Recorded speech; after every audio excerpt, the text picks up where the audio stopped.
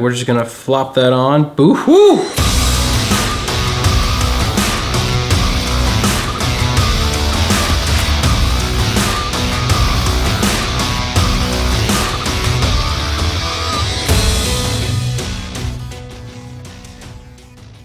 Welcome back to another video, guys. My name is Ben. For those of you that don't already know me, appreciate you clicking on this video. If you did, you're probably interested in some lighting. So that's what we're gonna talk about today, is a couple lighting tips. So I'm gonna give you three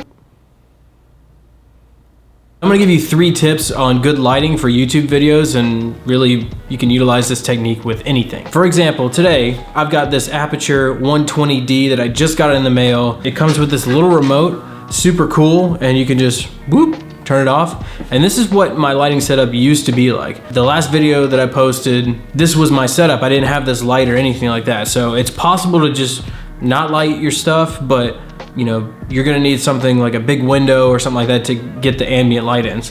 So before I go into the tips, I wanna just specify, if you don't have any equipment, it's perfectly okay. Don't get discouraged if you don't have a professional lighting setup or anything like that. You can accomplish great looks with natural light coming out of your window, or even some artificial light that we'll talk about in one of my tips. So let's get started with tip number one. Tip number one is pretty simple: even lighting, soft, even lighting. So you don't want really harsh light in your scenes or in your videos because it creates really harsh lines. It's not very pleasing to look at. So for those of you that do have professional lighting equipment, get a diffuser. I have a diffuser on my light right now, and it's basically just creating this even look across my face, and it works out really well. If I took it off, it'd be pretty harsh and it would probably blind me to death, so I'm not gonna do that. So for those of you guys that don't have a professional lighting setup, this is what I would use. I'm sitting right next to a window. There's some natural light coming in this window. The sun's not directly coming through here, but it's just off to the right, and it's giving me some great lighting on my face. And this is the tip I was talking about.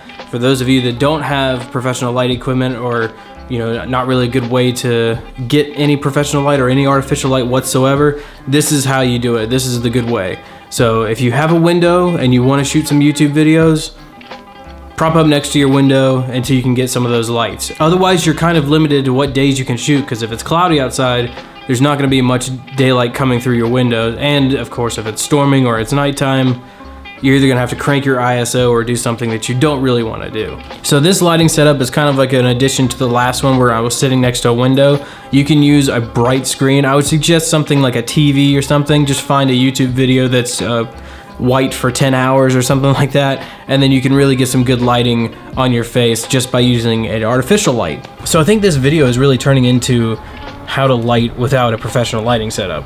Because right now I'm outside, I'm underneath a shelter, so the harsh light from the sun is not really beating down on me. I can actually see, I can open my eyes and everything like that. So if you can, and you have the opportunity to go outside, if it's a nice day, if it's overcast, that's really beneficial, because the clouds will act like a diffuser for the sun, and you'll have that really nice even light that I was talking about earlier.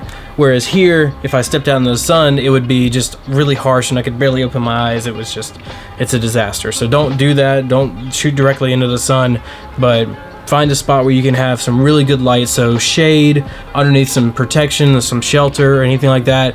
It's a great tip for getting better lighting conditions outside. So the final tip I have for this video is tip number 3, and that's to have some definition light, or a hair light as it's sometimes called. So right now I have a key light that's sitting right here next to me, and then what's happening on my head and my shoulders is called a hair light, or whatever you want to call it. I call it a hair light because it just hits your head and then rolls off on your shoulders. Two options for you guys for this hair light. You can either have another light sitting behind you, separating you from the background, or you can have a window, which is what I have, with some natural light coming in, and that's just kind of hitting my head and shoulders there. It looks nice. It kind of gives you some separation from the background.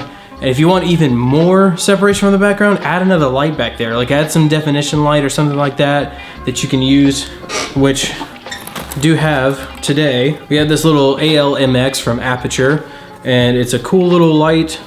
Packs a mean punch, and yeah, we're just gonna flop that on. Boo-hoo! So you might not be able to tell, but the ALMX is behind my monitor. I've got it set to pretty warm color temperature, so you can see the sort of yellow-orange glow. It's just doing something very subtle, but it adds some definition and it adds some dimension to your video, which is something that, you know, sets you apart from everyone else, because not everybody does this. The best person that does this is Peter McKinnon and Matty Hapoya. They have a bunch of these little bitty lights hanging around their office, illuminating certain objects in their office, which is something I would love to do in the near future, but I only have one of these right now, so I'm gonna utilize it as best I can. All right, so those were my 3 tips for a good lighting setup. Key light, and then tip number 2 was a bunch of ideas for people that don't have professional lighting equipment. So you can use a window, some sunlight, some shade, anything that you have at your disposal, you can use. And tip number 3, of course, is a separation light or a hair light, just to give you more definition from the background than just depth of field